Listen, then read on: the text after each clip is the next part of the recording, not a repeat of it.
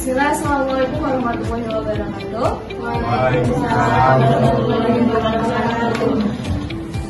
Sebelumnya, kami mengucapkan terima kasih kepada dosen pengambil mata kuliah manajemen keuangan, Bapak Panji Parmat SPAK, dan kepada rekan-rekan semua yang telah hadir pada kesempatan kali ini. Perkenalkan, kami dari Kompleks 9 yang akan membahas tentang perusahaan dan reorganisasi, di mana kami beranggota 3 orang dengan saya sendiri, Nadia Pinanda, dan rekan saya, Fauzi Fatur Rahman. Saya Asma Dewi Harisati. Jadi, untuk waktu, mari kita masuk ke pemaparan materi tentang kegagalan perusahaan dan reorganisasi. Oke, yang pertama itu kegagalan perusahaan. Apa itu kegagalan perusahaan?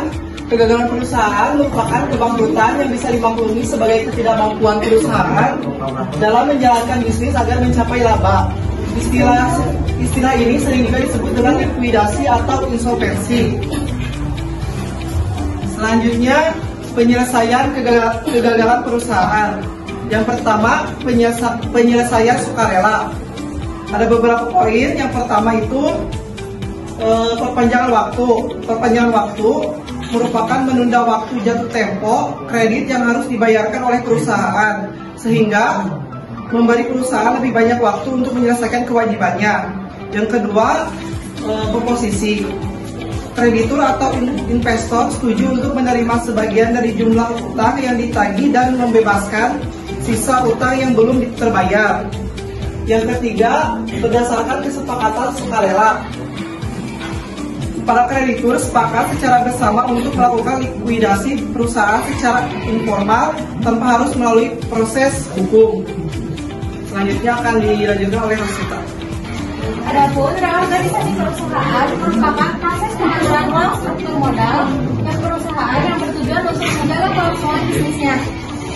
Reorganisasi difokuskan pada aspek keuangan untuk menurunkan beban biaya yang harus ditanggungkan perusahaan. 1. Langkah-langkah reorganisasi. A. Menentukan nilai perusahaan atau menghitung nilai perusahaan berdasarkan tingkat kapitalisasi. B. Menyusun ulang struktur modal. 2. Cara-cara yang dilakukan untuk reorganisasi. A. Mengurangi biaya yang tidak perlu dan menjual aktivitas yang tidak esensial. B. Menjual aset yang tidak digunakan. C. Menghapus atau menggabungkan unit bisnis yang tidak produktif.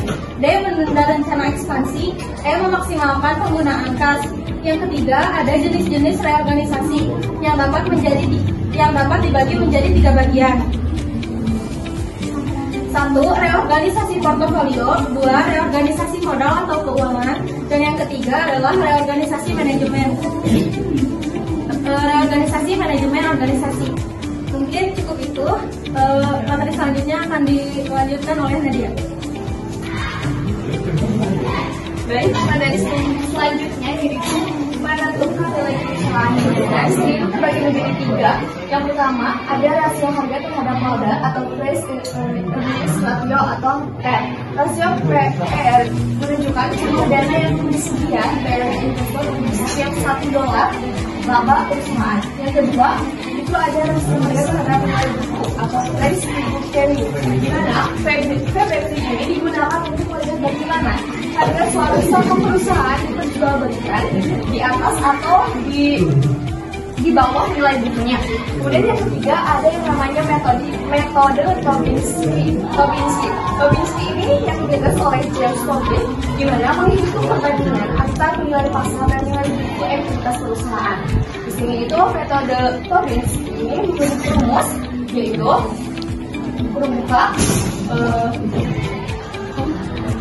O dikurangi ENP ditambah D dibagi dengan EBV ditambah dengan D, di mana O ini merupakan nilai perusahaan, kemudian ENP itu merupakan nilai pasar entitas, kemudian EBV itu adalah nilai buku dari total aset dikurangi dengan nilai kewajiban.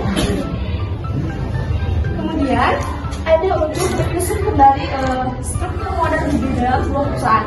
Perusahaan memanfaatkan modal utang untuk menandai aktivitas operasional seperti belanja modal, akuisisi, serta investasi tambahan.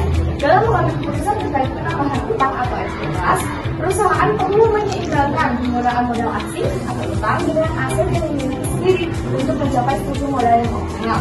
Dalam mencari struktur modal yang optimal, manajer dapat menggunakan pendekatan weight average cost of capital atau biaya modal rata-rata tertimbang.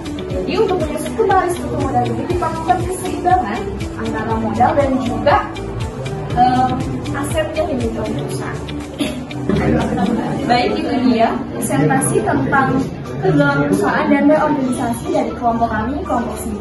Mohon maaf apabila ada kesalahan kata. Akhir kata, wabillahi taufiq wal hidayah. Wassalamualaikum warahmatullahi wabarakatuh.